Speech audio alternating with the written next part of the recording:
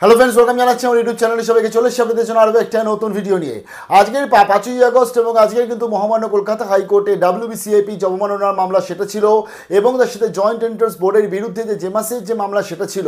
কী কী চলে এসে শেয়ার করে দিচ্ছি। খুব ইম্পর্টেন্ট হিয়ারিং হয়েছে আজকে, যা নতুন এসে রিকোয়েস্ট করলাম প্লিজ সাবস্ক্রাইব করবেন, সঙ্গে থাকবেন সমস্ত আপডেট পাওয়ার জন্য। প্রথমত জানিয়ে দিই, আমি তোমাদেরকে অলরেডি আগেই শেয়ার করেছিলাম সকালবেলাতে যে প্রথমেই কিন্তু রাজ্যের তরফ থেকে একটি বক্তব্য আসবে যে আজকে অনারেবল সুপ্রিম কোর্ট এটার উপর স্টে করে দিয়েছে, তার ফলে যে অবমাননা মামলাটি চলছে বর্তমানে সেটাকে স্থগিতের জন্য তারা কিন্তু আবেদন জানাবে, এবং তেমনটাই হয়েছে। এবং 2 সপ্তাহের জন্য তারা আজকে অ্যাডজয়েন্টমেন্ট চেয়েছে।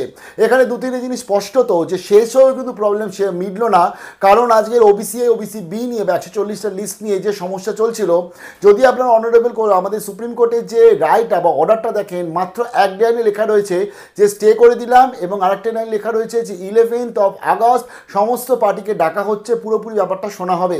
তো আজকের অনারেবল কলকাতা হাইকোর্টে কিন্তু সেটাকেই প্লেস করা হয়েছে, এবং আজকে ডিভিশনাল বেঞ্চের জাজরাও সেটাই বলেছেন যে অর্ডারটায় জাস্ট এটাকে স্টে করতে বলা হয়েছে, বাট ফার্দার পরবর্তীতে কি হবে, আলটিমেটলি 140টা লিস্ট আদৌ থাকবে কি থাকবে না সেটা নিয়ে এই যে ভর্তি প্রসিডিউর বা যাবতীয় যাদের কিছু চলছে বর্তমানে, তার যে ফাইনাল ডিসিশন সেটা কিন্তু নেওয়া হয়নি, জাস্ট এটা একটা স্থগিত করে দেওয়া হয়েছে, এবং আজকে সেটাই প্লেস করা হয়েছে।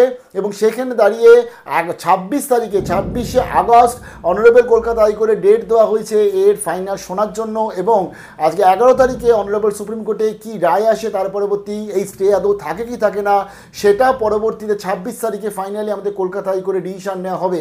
তো তার জন্যই আমাদের যে ওবিসি প্রবলেম, যার জন্য জয়েন্টের রেজাল্ট থেকে শুরু করে আজকের আমাদের বিভিন্ন যে এন্ট্রান্স পরীক্ষাগুলো বলুন বা রিক্রুটমেন্ট, এবং সবথেকে ইম্পর্টেন্ট হচ্ছে WBCAP অর্থাৎ কলেজ ভর্তি, এই সব বা পিজি অ্যাডমিশন, প্রত্যেকটা জিনিস আজকের এই ওবিসি বি যার জন্য এতদিন ধরে ওয়েট করছিল, তাদের যে সাময়িক প্রবলেম সলিউশন হলেও পুরোপুরি কিন্তু স্বস্তিতে স্টুডেন্টস বা টিচার কেউ স্বস্তিতে নেই। এর কারণ 11th of August যদি আজকে অনারেবল সুপ্রিম কোর্ট সেই স্টেটাকে তুলে নেয়, তাহলে রাজ্য সরকার বিপাকে আবার পড়বে, এবং কলকাতা হাইকোর্টে যে স্টে ছিল সেটাকে নিয়েই তখন চলতে হবে।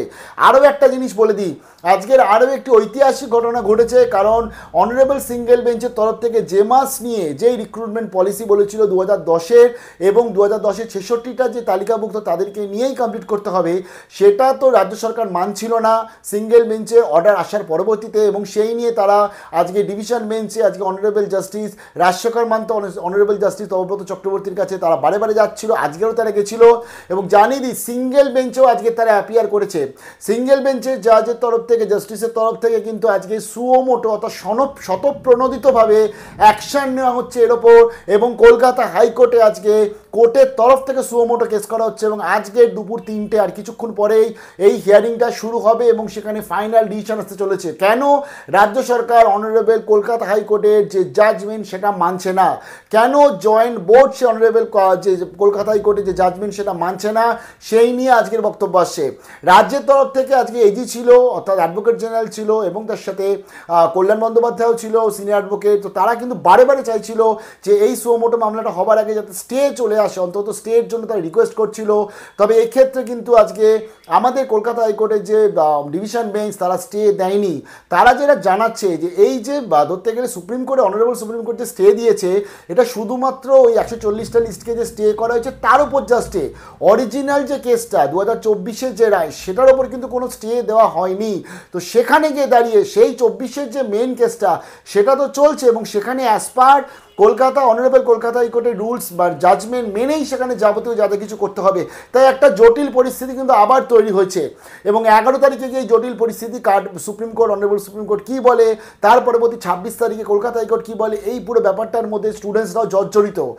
এখন যেটা সবথেকে গুরুত্বপূর্ণ, WBCAPর উচিত এই 11-র মধ্যে মেরিট লিস্ট বার করে, অ্যালটমেন্ট লিস্ট বার করে ভর্তি প্রসিডিউরে ফার্স্ট ফেজটা কমপ্লিট করানো, ডকুমেন্ট ভেরিফিকেশন পরে হবে, 7 তারিখে মেরিট লিস্ট দিয়ে 8-9 তারিখের মধ্যে পেমেন্টগুলো কমপ্লিট করে দিতে হবে, বা 10-এর মধ্যে পেমেন্টগুলো কমপ্লিট করে দিতে হবে, যাতে 11-র কোনো সিচুয়েশন আসার আগেই এই স্টুডেন্টসগুলো এই স্টেজ মানে সাথে থাকতেই তাদের যাতে টোটাল প্রসিডিওরটা অ্যাডমিশনের ফার্স্ট ফেজটা কমপ্লিট হয়। এবং সেকেন্ড যেটা হচ্ছে জয়েন্টের রেজাল্টও 7 তারিখ আসছে, তার ফলে কাউন্সিলিংয়ের টাইমও কিন্তু আমাদের কাছে খুব কম রয়ে গেছে, মাথায় রাখতে হবে। কারণ 11th of August এবং 26th of August এই কলকাতা হাইকোর্ট বা অনারেবল সুপ্রিম কোর্টের আজকে কী হবে এটা আমরা সত্যিকারে কেউ জানি না, কারণ আজকের হিয়ারিংটা যা লাইভ দেখেছো তারা দেখেছো অনেকটা জটিল পরিস্থিতি বর্তমানে রয়েছে। বুঝতে পারছো আজকে কলকাতা হাইকোর্ট নিজে মানে হাইকোর্টে অনারেবল সিঙ্গেল জাজ নিজে সোমোটো অ্যাকশন নিচ্ছে রাজ্যের এবং জয়েন্ট বোর্ডের বিরুদ্ধে যে কেন মানছেন, এবং তার আবার আজকে হিয়ারিং হতে চলেছে। তো এই সিচুয়েশনে দাঁড়িয়ে এবছর জয়েন্টের কাউন্সিলিংও খুব কম টাইমের মধ্যে যদি শেষ করতে পারে সেটা খুব ভালো হয়। সেকেন্ড জিনিস যেটা হচ্ছে বিভিন্ন রিক্রুটমেন্ট, সেই সমস্ত কিছু কিন্তু নোটিফিকেশনগুলো যাবতীয় যা যা আছে এই স্টে থাকাকালীন যদি বেরিয়ে যায় তাহলে অন্তত স্টুডেন্টসগুলো বা যারা আজকে পরীক্ষার্থী তারা শান্তি পাবে, ইনক্লুডিং জেন পাস, এএনএম, জেএনএম বা জেকা সমস্ত কিছু। 11th আগস্ট কিন্তু ডেডলাইন, তার আগেই কিন্তু বার করতে হবে, এবং রাজ্য সরকার এটা নিশ্চয়ই বুঝতে পেরেছে আজকে। এবং আজকের এতে কিছুক্ষণ পর সুমোটো হিয়ারিংও আমরা দেখবো জয়েন্ট বোর্ডের কী বক্তব্য বা আজকে রাজ্য সরকারের কী বক্তব্য, এই নিয়ে টোটালটা চলে আসছে।